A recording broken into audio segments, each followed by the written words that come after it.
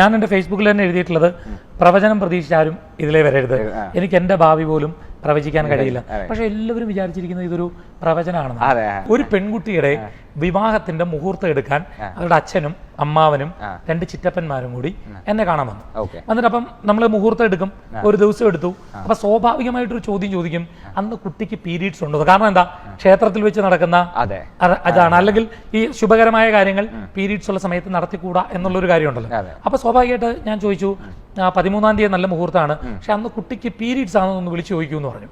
ഉടനെ അച്ഛൻ ഫോൺ എടുത്തിട്ട് വൈഫിനെ വിളിച്ചിട്ട്, എടി അന്ന് കൊച്ചിനെ 13-ാം തീയതി അമ്പലത്തിൽ കയറാൻ പറ്റാത്ത ദിവസമാണ്. വൈഫ് പറഞ്ഞു, ആണ്, എങ്ങനെ മനസ്സിലായി?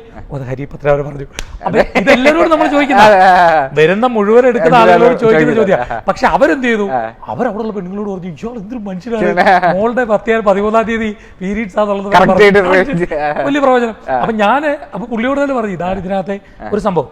ഇങ്ങനെയുള്ള ചില പ്രവചനങ്ങളുണ്ട്, അല്ലാതെ ഇത് പ്രവചിക്കാനേ പറ്റില്ല. അത് വെറുതെ പറയുന്നതാണ്. ഇപ്പം എനിക്ക് തന്നെ ഈ പോകുന്ന വഴിക്ക് എന്ത് സംഭവിക്കും എന്ന് നമുക്ക് തന്നെ ഒന്നും പറയാൻ കഴിയില്ല. ഞാൻ പറയില്ല, ഇതൊരു സൂചനകൾ നൽകുക എന്നുള്ളത് മാത്രം നിങ്ങൾ എടുത്താൽ മതി. ഇപ്പം തങ്ങളോട് പറയുകയാണ്, ഇപ്പോൾ 12-ൽ വ്യാഴം സഞ്ചരിക്കുന്ന സമയമാണ്, അപ്പൊ പൈസ ഇടപാടുകൾ ശ്രദ്ധിക്കണം, സാമ്പത്തികമായ ഇൻവെസ്റ്റ്മെന്റുകൾ നിങ്ങൾ കുറച്ചുകൂടെ കരുതിക്കോണം, പണംപരമായ ഇടപാടുകളിലൊന്നും ഇപ്പൊ കൊണ്ട് ആലോചിക്കാതെ തലവെച്ച് കൊടുക്കരുതെന്ന് പറഞ്ഞാൽ, നിങ്ങളൊരു വിശ്വാസിയാണെങ്കിൽ ഓക്കെ, നിങ്ങൾ ഫോളോ ചെയ്യുക. ഒട്ടും വിശ്വാസം ഇല്ലാത്തതാണെങ്കിൽ നിങ്ങൾ കൊണ്ട് പൈസ ഇൻവെസ്റ്റ് ചെയ്തോളുക, ലാഭം ഉണ്ടെങ്കിൽ നിങ്ങൾ ഉണ്ടാക്കിക്കോളുക, നഷ്ടമാണെങ്കിൽ ഉണ്ടാക്കിക്കോളുക. അങ്ങനെ മാത്രം ഇതിനെ എടുത്താൽ മതി. അല്ലാതെ ഇതൊരു പ്രവചനമായിട്ട് എടുത്താൽ ഈ പ്രവചനം വെച്ചിട്ടാണ് ഈ ചൂഷണത്തിലേക്ക് ഈ കാര്യത്തെ കൊണ്ടുപോകുന്നത്. അതുകൊണ്ട് ഒരു കാരണവശാലും ആർക്കും ആരുടെയും ഭാവി നാളെ എന്തെന്നോ ഒരു മിനിറ്റ് കഴിഞ്ഞ് എന്തെന്നോ പ്രവചിക്കാൻ കഴിയില്ല. അങ്ങനെ പറയുന്നത് തന്നെ തട്ടിപ്പാണ്. ഈ ദിവസങ്ങളിൽ അല്ലെങ്കിൽ ഈ കാലങ്ങളിൽ ഇങ്ങനെ സാമ്പത്തിക ഇടപാടുകൾ നടത്താൻ പാടില്ല. അപ്പൊ അത് എന്ത് ഫാക്ടർ ബേസ് ചെയ്തിട്ടാണ് പറയുന്നത്? അതാണ് ആ ജ്യോതിഷത്തിന്റെ നിയമം എന്ന് പറയുന്നത്. ഇപ്പൊ നമ്മൾ നിങ്ങളോടൊരു ഹൊറോസ്കോപ്പ് നിങ്ങളുടെ എടുക്കുന്നു, അതിനൊരു ഏകീകൃത സ്വഭാവമുണ്ട്. നമ്മളെ സോഫ്റ്റ്വെയറിൽ അടിച്ചാലും കബഡിയിൽ എടുത്താലും അല്ലെങ്കിൽ കണക്ക് കൂട്ടിയെടുത്താലും ഒക്കെ ആ ഒരു സെയിം ഒരു ഗ്രഹസ്ഥിതി, ഗ്രഹങ്ങളുടെ പൊസിഷൻ എന്ന് പറയുന്ന ഒരു സ്ഥിതി കിട്ടും. അതുവരേക്കും കണക്കാണ്. അതിനുശേഷമുള്ള ഫലങ്ങൾ ഈ ജ്യോതിഷത്തിന്റെ ഋഷിമാരുണ്ടാക്കിയ ഗ്രന്ഥങ്ങളിൽ കൃത്യമായി എഴുതി വെച്ചിട്ടുണ്ട്.